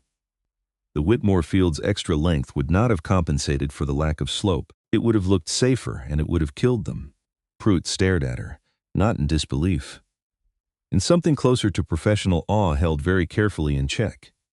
You calculated a friction coefficient adjustment for a 3-degree drainage grade in your head, in real time. While conducting continuous voice communication with a distressed flight crew you had never spoken to before. Yes, you have been out of aviation for 6 years. Dara looked out across the field. At the aircraft, still sitting in the lengthening shadows, the passengers being walked in small groups toward the buses that had finally arrived and were lined up on the county road. At the 180 feet of torn stubble between the nose gear and the trees, you do not forget that kind of training, she said. Does not leave you. It just goes quiet. You stop using it, and you tell yourself it's gone, and you almost believe it. A pause, until you have to use it, and then you find out it was never gone at all. It was only waiting. Director Pruitt was quiet for a moment. She looked down at her notes, and then she did something that was not in her protocol, not in her training, not in the careful boundaries of the 212 investigations she had conducted before this one. She set the official part of herself down for a moment. The way you set down a heavy bag, Commander Keleff, she said. There is something in your file. I read it on the drive out here. because when Radner gave me your name I recognized it and I wanted to understand who I was coming to talk to." Dara went very still. The incident at Nas Oceana, the winter of 2003. The investigation report you refused to sign, the field seemed to go quieter around them. The wind in the stubble, a hawk somewhere up in the wide blue, the distant idle of the buses on the road. "I know about it," Pruitt said, "because it touched my agency eventually in a small way. The technical review came across our awareness. So I can tell you something you may not know." She paused, and she chose her words with the care of a woman who understood exactly how much they weighed. That report was formally reopened in 2007. An independent technical review of the original flight data was conducted. The review found that the maneuver sequence itself was flawed, that the procedure carried an unmodeled failure window under the conditions present that day. It found that the two pilots followed procedure correctly. Two senior officers responsible for the original falsified findings were formally censured and removed from their positions. Dara did not move, did not speak, and the families, Pruitt said, more gently now, were notified. Both families. They were told the correct record. They were told it was not their son's fault. There was a silence then that was not empty. Were they told? Dara said at last, and her voice was very careful. The voice of a person carrying something across a great distance without letting it spill. Were they told it was not the pilot's fault? In those words, did anyone actually say to them, "Your son did everything right"? "Yes," Pruitt said, in those words. They know. Dara looked out at the field. She thought about a 26-year-old and a 28-year-old. She thought about a pregnant widow learning to sleep alone 6 years ago, and she thought about that same woman, a mother now, 6-year-old who had never met his father, receiving a letter or a visit or a phone call, telling her that the official story she had been handed had been a lie, and that the man she lost had not failed, had not erred, had done everything correctly, and been killed by a flaw that someone chose to bury. She thought about a half-second in 2003. The half-second she had carried in her chest like a stone for 6 years. The half-second she had been so certain was the whole story, was her failure, was the reason she did not deserve to fly, and she understood, not all at once, not completely, but enough, that the half-second had never been the story at all. The pilots had been inside a failure that was built before they ever strapped in. Nothing she could have said would have changed the physics. The thing she had punished herself for, the thing she had passed a 6-year sentence over, had not been a failure of hers. It had been a flaw of someone else's, hidden behind a lie she had refused to sign. She had been right. She had been right the whole time, and she had spent 6 years believing she was guilty of something the rest of the world had finally, formally, agreed she was innocent of. She exhaled, a long exhale, the kind that takes something with it when it leaves, the kind that empties a space that has been occupied for a very long time by something heavy, something lodged, something that had sat in a chest like a stone set in clay, present, immovable, waiting, moving now. She did not cry. That was not the right word for what happened in her face and her chest and the space behind her eyes in the next several seconds. It was quieter than crying and larger than crying. It was the particular thing that happens when a person sets down a weight they have carried so long they had stopped feeling it as a weight and had started feeling it simply as the shape of who they were. "Thank you for telling me," she said. Director Pruitt nodded, picked her pen back up, and, because the work was the thing that held her together too, went back to her notes. 3 days after the landing, the Navy called, a rear admiral, retired now, like her. Someone Dara had flown under 20 years earlier, when she was a lieutenant and he was a commander, and the whole world had been arranged differently. His voice on the phone was older than she remembered, sanded down by the years, but the same underneath, the way a familiar coastline is the same even after the tide has moved everything around on it. He told her that word had gone through every squadron on both coasts, that her name had come up in briefing rooms and ready rooms from Virginia Beach to San Diego, that pilots who had not thought about Iron Hand in years had spent the last 3 days thinking about nothing else. She thanked him. She said it was Captain Callahan who flew the approach. He said that was a gracious thing to say, and also somewhat beside the point, and she heard him smiling when he said it, and she found to her own surprise that she was almost smiling too. 2 weeks after the landing, she heard them before she saw them. She was in the barn, working on the combine belt she had finally gotten back to replacing, the one she had been meaning to deal with for 3 weeks before a certain October afternoon rearranged her sense of what was urgent, the wrench in her hand, the light going gold and long through the open barn door, and then sound. Not the drone of a crop duster, not the buzz of a Cessna out of Newton, bigger than all of that. Bigger and lower and getting closer. She came out of the barn into the light. They came from the northeast. 6 of them. FC-18 Super Hornets out of Naz Oceana. She knew the profile before she could even pick out the shapes clearly. The way you know a voice before you can make out the words it is saying. Low, 800 feet. In a tight formation, the kind that takes years of practice to hold, the kind that requires every pilot on the edges to trust the lead absolutely, to fly within a few feet of catastrophe on faith. They were coming directly toward her farm, over the wheat field, over the exact 180 feet of stubble between where the aircraft had stopped and where the western tree line stood. She stood in front of her barn in her green jacket and watched them come. They crossed overhead at 800 feet with the sound of everything she had spent 6 years telling herself she did not miss. All 6 of them. The sound went through her chest like something with physical weight, like the sound itself was solid, like it had mass and momentum.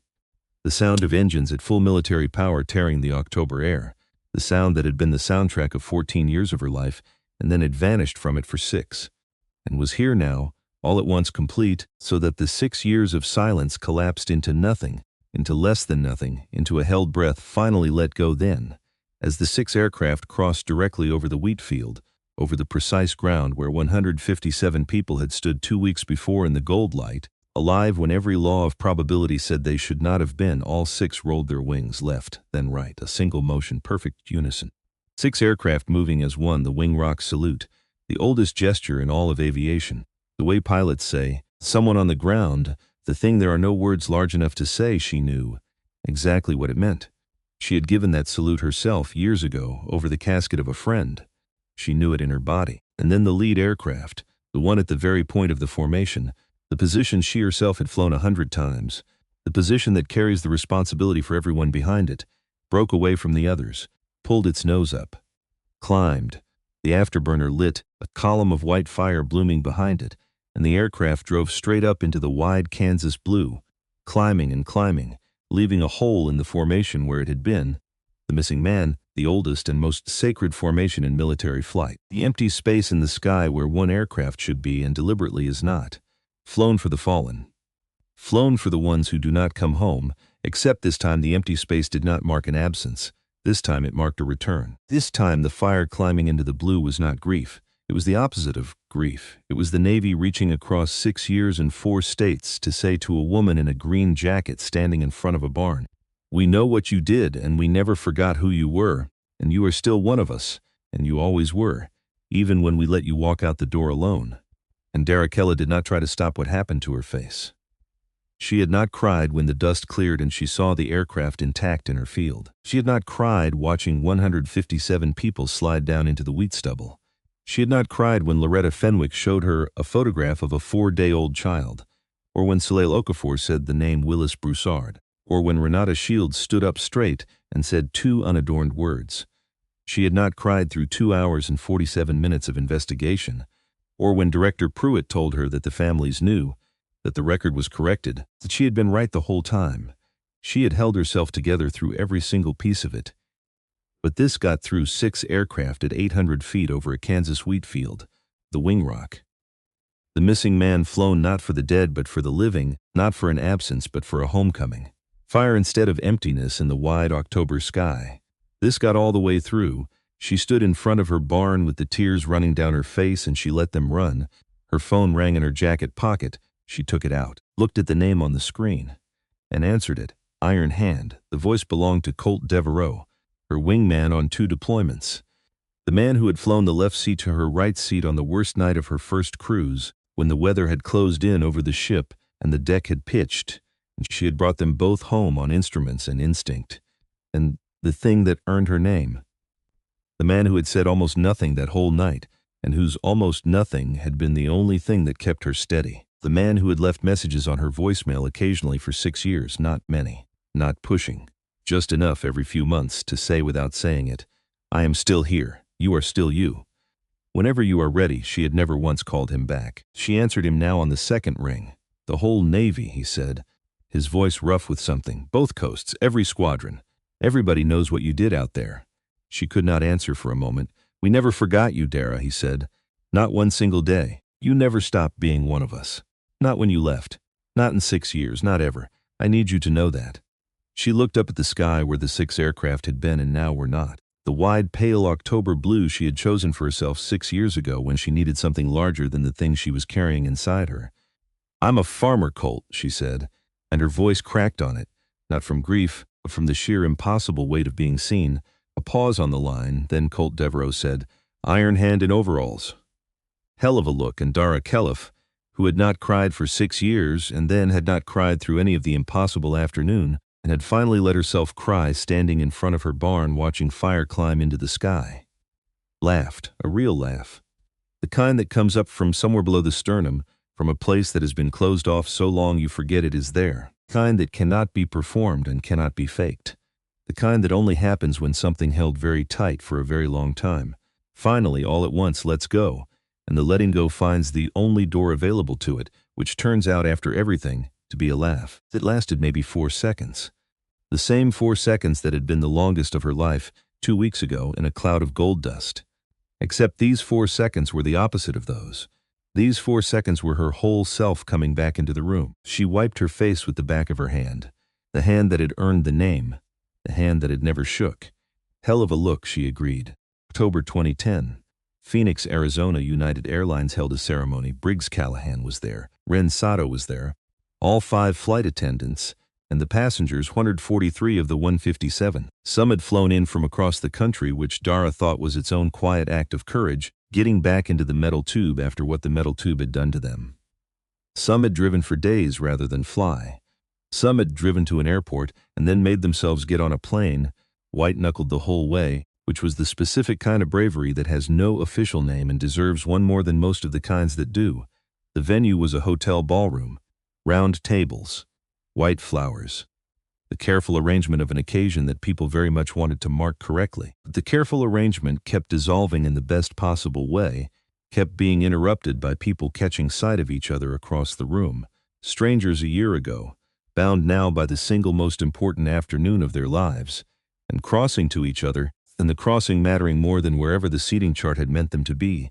Dara arrived in a dark blue blazer she had bought in Wichita the week before. Not a uniform, not a gown, the middle option, the clothing of a woman who had learned a long time ago to dress for the work and not for the occasion, and who was doing her best to split the difference for a thing that was, she supposed, an occasion. She had almost not come. She had thought about it seriously, the way she thought about everything, turning it over alone in the quiet of the farm. She was not a ceremony person. She had built a whole life on purpose out of not being the center of anything, 380 acres of being left alone. But Briggs had called her, and he had said something simple and entirely unmanipulative and completely impossible to refuse. He had said, "You should see who they became. You gave them the years. Come see what they're doing with them." Dr. Soleil Okafor found her first. She was not in scrubs and not in the dust-streaked white shirt of a year ago. She was in a deep green dress, and she carried a photograph, and she was smiling in a way Dara had not seen on her in the wheat field, where there had been no room for it. The photograph was a man, 63, maybe 64 now, standing on a porch in Louisiana. Dara could tell it was Louisiana from the green of it, the wet, heavy green that Kansas never had, standing with 2 small grandchildren leaning against his legs, smiling the particular smile of a person who has been recently unexpectedly given more time than he thought he had. Willis Broussard, Soleil said. I was there for his discharge. 3 weeks after I got home. He's doing his physical therapy. He's going to dance at his granddaughter's wedding, he tells me, though the wedding is 15 years off and the granddaughter is 6. Dara looked at the photograph, at the porch, at the 2 children leaning on the old man's legs. He was scheduled to be discharged while I was still in Kansas, Soleil said quietly. If the plane had gone down, I would not have been there. Someone else would have signed the paperwork. He would have gone home to that porch without me ever seeing it. She looked up. But I got home, so I was there. Because of you, I was there. Gus and Loretta Fennick came with their daughter, and with Oliver, 1-year-old now, and walking, the particular, unsteady, ferociously committed walking of a 1-year-old who has recently discovered that locomotion is possible and has resolved to do it constantly, in all directions, forever. He came tipping across the ballroom floor toward Dara from foot to foot, arms out for balance, his grandmother's hand hovering 2 careful inches behind his back, ready to catch him, not quite touching, letting him do it himself. He made it all the way to Dara under his own power. He stopped at her knees, looked up at her, regarded her with the solemn, unhurried evaluation of a person who is still in the process of forming his opinions about almost everything and takes the work seriously. Gus did not trust himself to speak at first. He took Dara's hand in both of his and held it, that was all. For a long moment, just held it, the way he had held Loretta's hand all the way down through the longest 8 minutes of his life.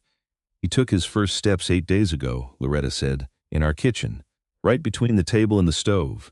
Gus cried. I did not, Gus said, in the unmistakable voice of a man who absolutely thoroughly had. He cried, Loretta confirmed, with 59 years of authority now.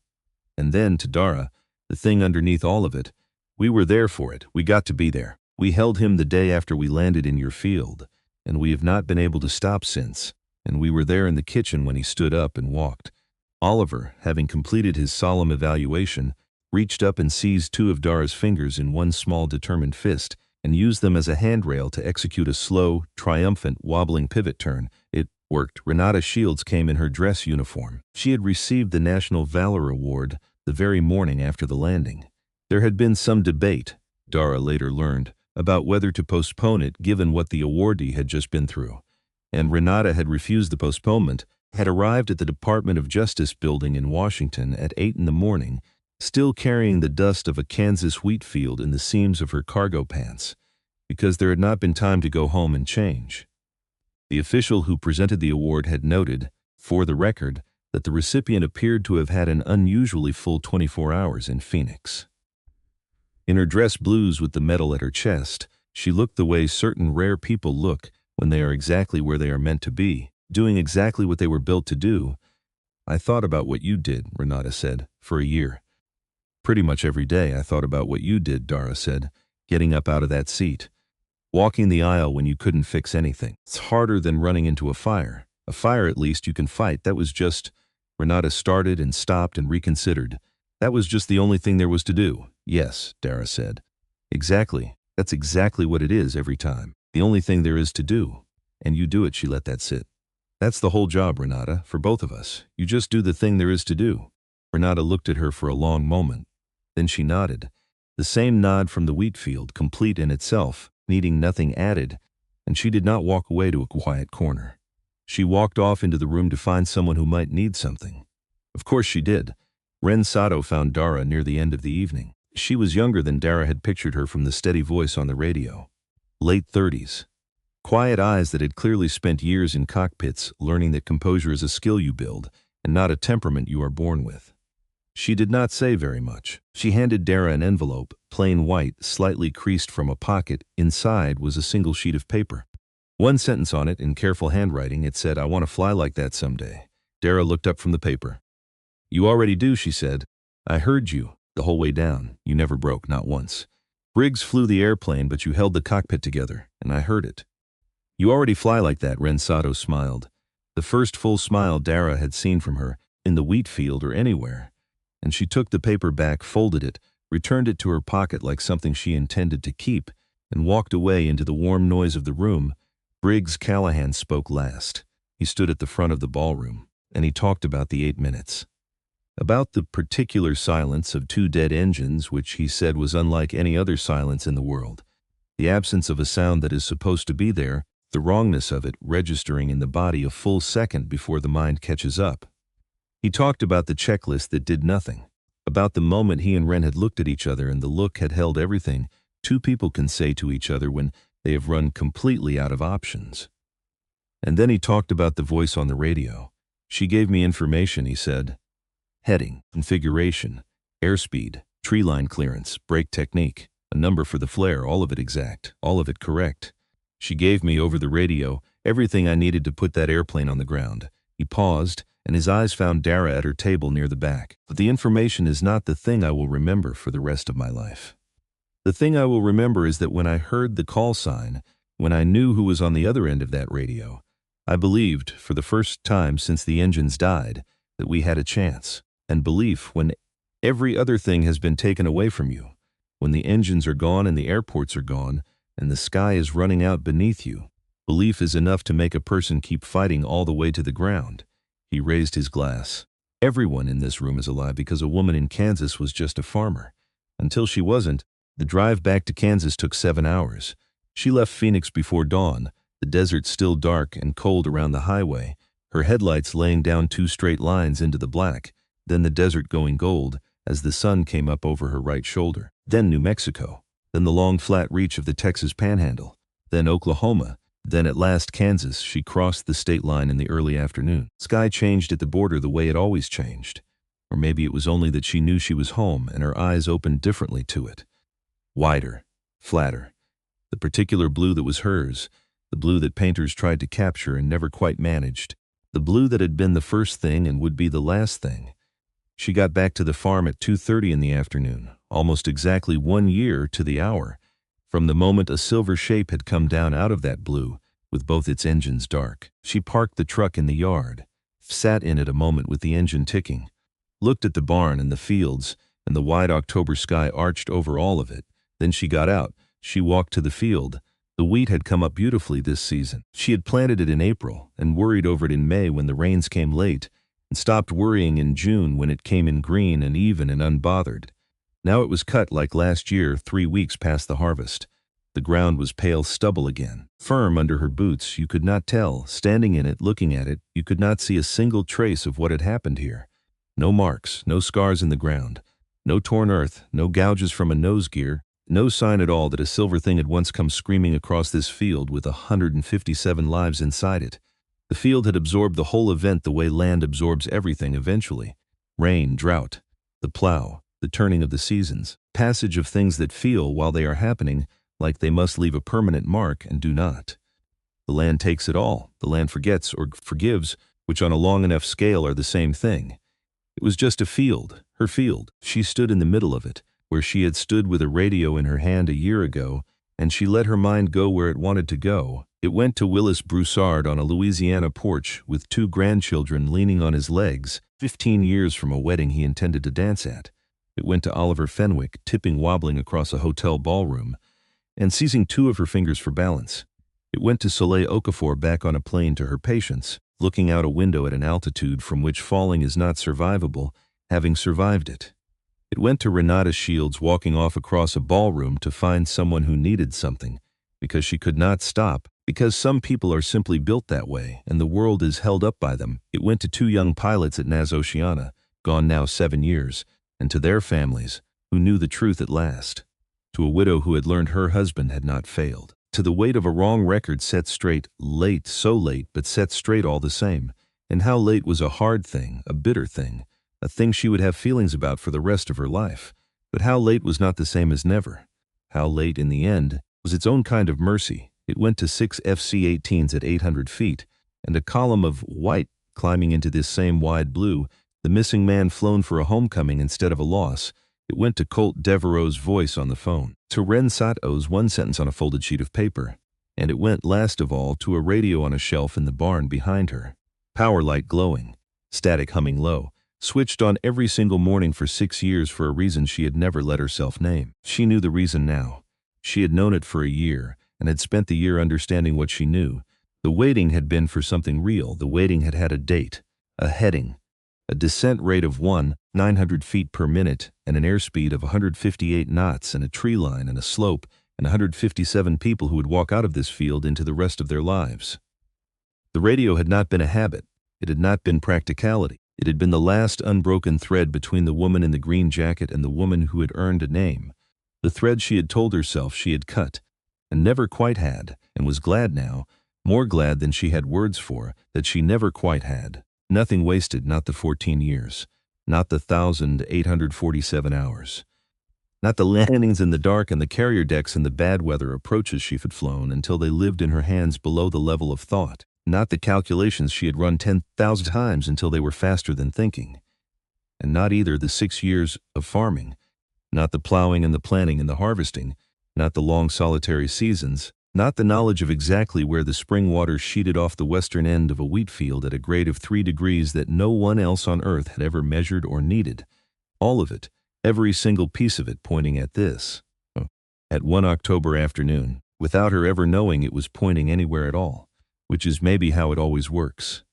which is maybe the thing no one tells you while you are in the middle of your one life, doing what looks like one thing, that it is never only the one thing, that every skill you ever build, and every hard thing you ever survive, and every quiet, ordinary piece of knowledge you ever pick up without thinking it matters, is accumulating toward a moment you cannot yet see. A moment that will need exactly what you have, exactly what you learned, exactly who you became in all the chapters you thought were unrelated, until the moment comes, and then you find out she walked back to the barn, the combine belt still needed replacing. The leaning fence post in the north field would have to be reset before the ground froze hard. The soybean numbers needed logging before she forgot the details of the yield. An ordinary day, the ordinary, holy, sufficient work of an ordinary life. She went inside. The radio sat on the shelf where it always sat. Power light on. Static humming low, the same low hum it had hummed every morning for 7 years now. The sound of a frequency held open against a sky full of things that moved through it. She looked at it for a moment. Then she turned to the combine and picked up her wrench and got back to the work. The radio stayed on. It would stay on. Because the sky was still out there, wide and blue and full of things that fly, and some of them, someday, would be in trouble. Because the math did not stop being true just because the afternoon was over. And because once you have been the one in the field, the one with the knowledge, and the radio, 3 degrees of slope that no one else knew about, you do not stop being that person when the moment passes. You cannot. It is not a thing you can give back. You carry it differently, that is all. At different points in a life, carry what you are differently. Sometimes in a flight suit and a call sign on both coasts. Sometimes in a green jacket with a tear in the left shoulder, on your back in the dirt, with grease on your hands. Sometimes folded up and put away on a shelf, under 6 years of silence behind the belief that you were finished, but you are not finished. You are never finished. You are only waiting, and the radio stays on, just in case.